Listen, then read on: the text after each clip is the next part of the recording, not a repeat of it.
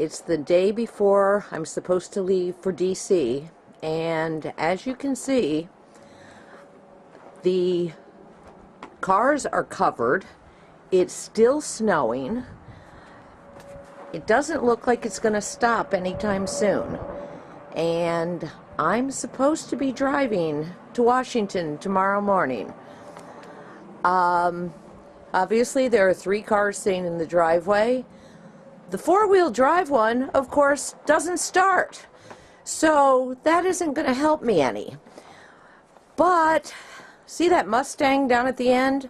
That's the one that's got to go to DC. So we'll see what happens tomorrow morning. They say the snow's supposed to stop by 4, so maybe that'll give us time to get the cars out of the driveway and all the snow off them, and give me a chance to get out and get my hair cut. See you all in DC tomorrow. Bye.